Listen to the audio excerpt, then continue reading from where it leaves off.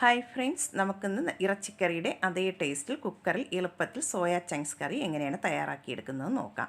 അതിന് ഞാനിവിടെ 1 cup soya chunks എടുത്തിട്ടുണ്ട്. അത് നമുക്കൊരു പാത്രത്തിലേക്ക് ഇട്ട് കൊടുക്കാം. അതിലേക്ക് നല്ല തിളച്ച വെള്ളം ഒഴിച്ച് ഒരു 10 മിനിറ്റ് ഇതൊന്ന് മാറ്റി വയ്ക്കും. അപ്പോൾ നന്നായിട്ട് ഇനി സോയാ ചങ്ക്സൊക്കെ ഒന്ന് കുതിർന്ന് കിട്ടും.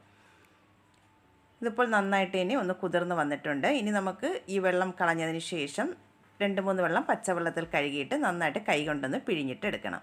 എന്നിട്ട് ഞാനിവിടെ ഇതുപോലെ രണ്ടായിട്ടൊന്ന് കട്ട് ചെയ്തും കൂടെ എടുക്കുന്നുണ്ട്. ഇതിവിടെ കട്ട് ചെയ്തെടുത്തിട്ടുണ്ട്. ഇനി നമുക്കിത് എങ്ങനെയാണ് തയ്യാറാക്കുന്നതെന്ന് നോക്കാം. ഞാനിവിടെ ഒരു പ്രഷർ കുക്കറിലാണ് തയ്യാറാക്കിയെടുക്കുന്നത്. നന്നായിട്ട് ചൂടായി വന്നതിന് ശേഷം അതിലേക്ക് 1.5 ടേബിൾ സ്പൂൺ വെളിച്ചെണ്ണ ഒഴിച്ചു കൊടുക്കാം. വെളിച്ചെണ്ണ നന്നായിട്ട് ഇനി ചൂടായി വന്നതിന് ശേഷം 1 ടേബിൾ സ്പൂൺ ഇഞ്ചി വെളുത്തുള്ളി പേസ്റ്റ് ചേർത്ത് ഒന്ന് വഴറ്റിയിട്ടെടുക്കാം. ഇഞ്ചി വെളുത്തുള്ളിയുടെ പച്ച ടേസ്റ്റ് മാറി വരുന്നവരെ ഒന്ന് വഴറ്റിയെടുക്കാം. ഇഞ്ചിയും വെളുത്തുള്ളിയൊക്കെ നന്നായിട്ട് തന്നെ വഴന്ന് വന്നിട്ടുണ്ട്. ഇനി അതിലേക്ക് 2 സവാള ചെറുതായിട്ടൊന്ന് കട്ട് ചെയ്തെടുത്തിട്ടുണ്ട്. അതും കൂടെ ചേർത്ത് കൊടുക്കാം. അതിൻ്റെ കൂടെ തന്നെ 2 പച്ചമുളക് കട്ട് ചെയ്തതും കൂടെ ചേർത്ത് കൊടുക്കാം. എന്നിട്ട് നമുക്ക് നന്നായിട്ട് തന്നെ ഒന്ന് വഴറ്റിയെടുക്കാം. പകുതി ഒന്ന് സവാള വഴന്ന് വരുമ്പോൾ അതിലേക്ക് ഇനി ആവശ്യത്തിനുള്ള ഉപ്പും കൂടെ ചേർത്ത് കൊടുക്കാം. കുറച്ച് കറിവേപ്പിലയും കൂടെ ചേർത്ത് കൊടുക്കുന്നുണ്ട്.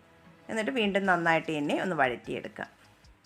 സവാള ഇവിടെ നന്നായിട്ടൊന്ന് വഴറ്റിയെടുത്തിട്ടുണ്ട്. ഇനി നമുക്കിതിലേക്കുള്ള പൊടികൾ ചേർത്ത് കൊടുക്കാം. ഫ്ലെയിം നന്നായിട്ട് കുറച്ച് വെച്ചിട്ട് വേണം പൊടികൾ ചേർത്ത് കൊടുക്കാനായിട്ട്.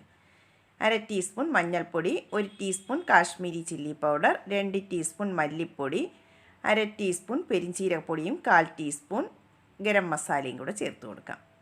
എന്നിട്ട് പൊടികളുടെയൊക്കെ പച്ച ടേസ്റ്റ് മാറുന്നതുവരെ ഒന്ന് വഴറ്റിയെടുക്കാം.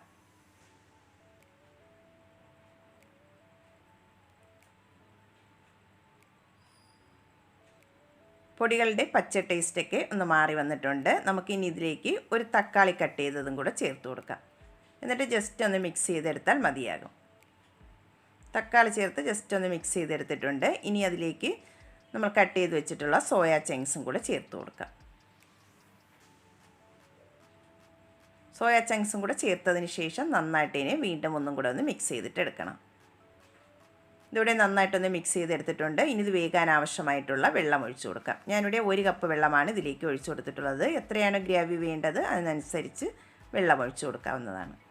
എന്നിട്ട് നമുക്കത് അടച്ച് വെച്ചതിന് ശേഷം മീഡിയം ഫ്ലെയിമിൽ വെച്ചിട്ട് 4 വിസിൽ വരുന്നതുവരെ വേവിച്ചിട്ടെടുക്കാം. ഇതിപ്പോൾ 4 വിസിൽ വന്നതിന് ശേഷം പ്രഷറെല്ലാം പോയതിന് ശേഷം നമുക്ക് അടപ്പൊന്ന് തുറന്ന് നോക്കാം.